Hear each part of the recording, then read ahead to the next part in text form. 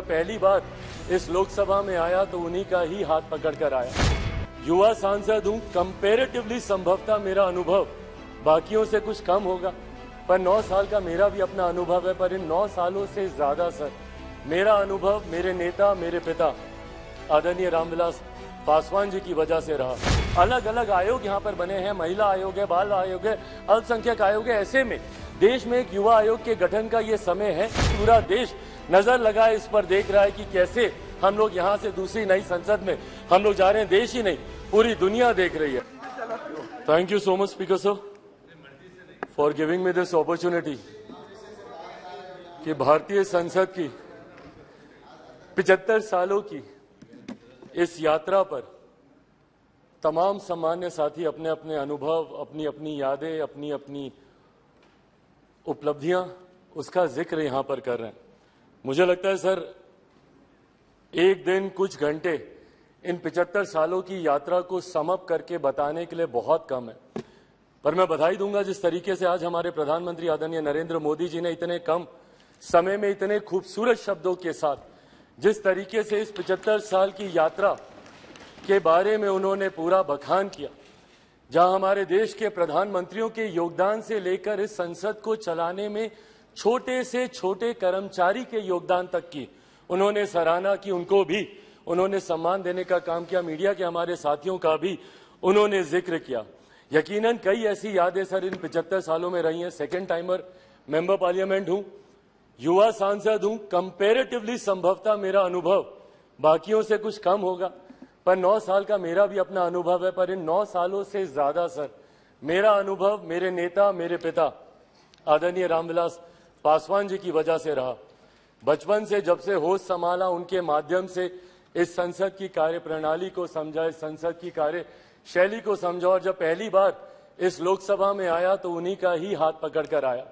आज जब हम लोग नई संसद में जा रहे हैं तो यकीनन कई ऐसी यादें कौंधती हैं और यकीनन एक भावुक क्षण है। महसूस होता है कि जिस जगह पर मुझे मेरे पिता लेकर आए थे, आज एक नई यात्रा की ओर हम लोग जा रहे हैं। पर प्रधानमंत्री जी ने भी उसको भी बहुत खूबसूरती से बताया कि ये हम जैसे जो आज की तारीख में इस लोकसभा में मौजूद है, संसद में मौजूद है, राज्यसभा के भी सदस्य, हम लोग ले ये गर्व का लम्हा है, जहां एक तरफ हम लोग इतिहास के भी हम लोग साक्षी रहे हैं, वहीं एक नई ऊर्जा के साथ भविष्य की भी ओर हम लोग जा रहे हैं। तो कड़ी बनने का सौभाग्य हम लोग को मिला इतिहास और भविष्य के बीच, जो यकीनन मौजूद यहाँ पे तमाम सांसदों के लिए एक गर्व की अनुभूति कराता है। सर आज जब हम लोग यहाँ पर मौजूद हैं, यकीनन हर राजनीतिक दल के पास अपने अपने एजेंडे हैं, और एजेंडे हैं इसीलिए वो राजनीतिक दल है।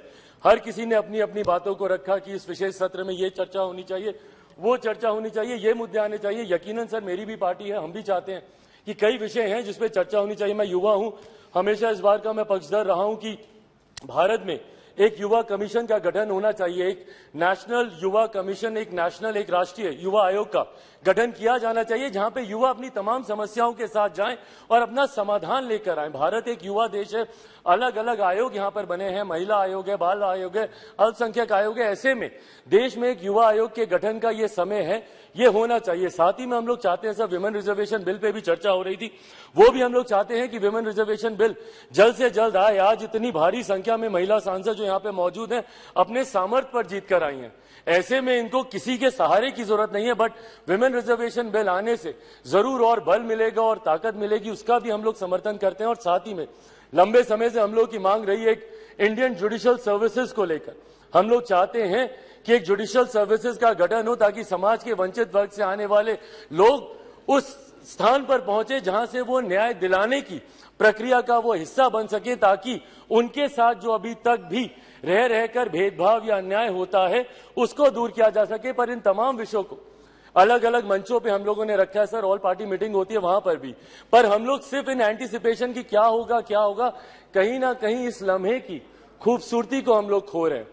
आज मैं बस यही आग्रह करूंगा कि कौन सा बिल आ रहा है, नहीं आ रहा है, पर ये जो विशेष सत्र बुलाया गया है, ये इतिहास और भविष्य को जोड़ने वाली कड़ी को लेकर बुलाया गया है। हम लोग का ध्यान यकीनन केंद्रित उस तरफ भी होना चाहिए, ताकि इस लम्हे की खूबसूरती को हम ना भूल जाए। पूरा देश नजर लगाए इस पर देख रहा है कि कैसे हम लोग यहां से दूसरी नई संसद में हम लोग जा रहे हैं। देश ही नहीं, पूरी दुनिया देख रही है।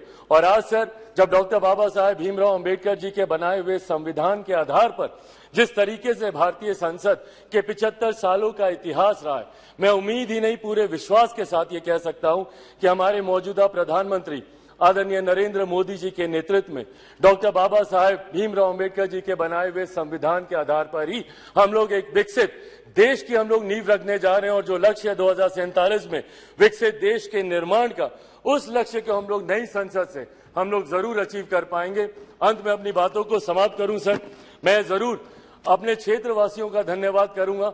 और मुझे लगता है हम सब यहाँ पर हैं भारत की जनता की वजह से, अपने अपने क्षेत्रवासियों की वजह से। मैं जमुई से आता हूं सर, मैं जमुई वासियों का धन्यवाद करूंगा। मेरे नेता, मेरे पिता अगर आज जीवित होते और यहाँ पर होते तो जरूर वो भी अपनी कर्मभूमि हाजीपुर का जिक्र करते। मैं पूरे अपने प्रदेश बिहार का और देशवासियों का धन्यवाद करूंगा जिन्होंने भारतीय संसद को इतना सशक्त, इतना मजबूत बनाया कि आज जब दुनिया भर के राष्ट्रीय अध्यक्ष आते हैं तो वो G20 जैसे इतने भव्य आयोजन को देखकर, जो हमारे प्रधानमंत्री जी के नेतृत्व में किया गया, उसको देखकर देश ही नहीं पूरी दुनिया बढ़ते विकसित भारत के बढ़ते कदमों की सराहना करती है। एक बार फिर से मैं प्रधानमंत्री जी का भारत को नई संसद देने के लिए उनका धन्यवाद करता हूं और यहां पर आपका धन्यवाद करता हूं कि आपने मुझे समय दिया। Thank you so much sir. Perfection IAS, UPSE और BPSC फाउंडेशन क्लासेस के लिए समर्पित संस्थान। यहां आपको UPSE selected and interview appeared faculties द्वारा गाइड किया जाता है। Separate batches for Hindi and English medium. 65वीं और 64वीं BPSC एग्जाम में 69 और 107 रिजल्ट्स एवं 66वीं BPSC एग्जाम में 131 रिजल्ट्स हासिल किया है।